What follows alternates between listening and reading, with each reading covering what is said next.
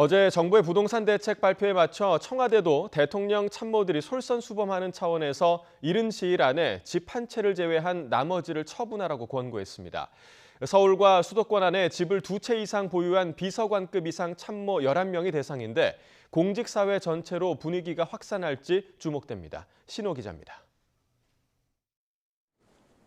노영민 대통령 비서실장이 서울과 수도권, 세종시 등의 집 2채 이상을 가진 대통령 참모들은 이른 시일 안에 한 채만 빼고 나머지를 처분하라고 권고했습니다.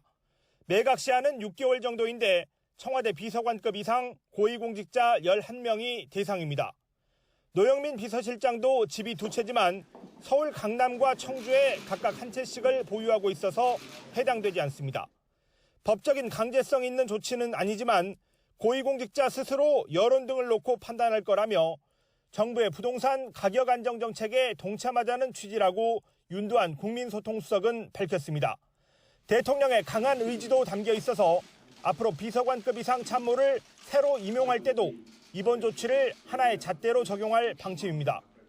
일부 투기 지역을 제외하고는 부동산 시장이 안정화되고 있다고 문재인 대통령이 진단했지만 정부가 상황을 오판하고 있다는 비판이 이어진 데 따른 조치로 해석됩니다.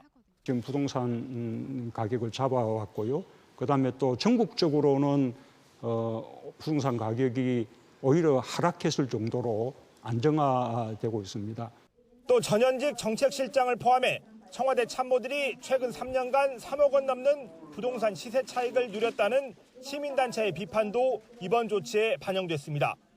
경실련은 긍정적인 평가를 내놓으면서도 청와대 참모들만으로는 부족하다고 지적했습니다. 고위공직자의 어떤 부동산 투기 근절 효과를 제대로 발휘하기 위해서라면 청와대뿐 아니라 고위공직자 1급 이상 모든 분들이 다 다주택자의 경우 주택을 팔 수 있도록 조치를 취하는 것이 맞다.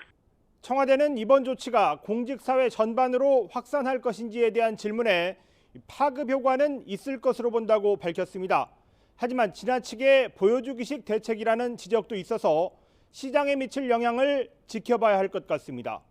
YTN 신호입니다.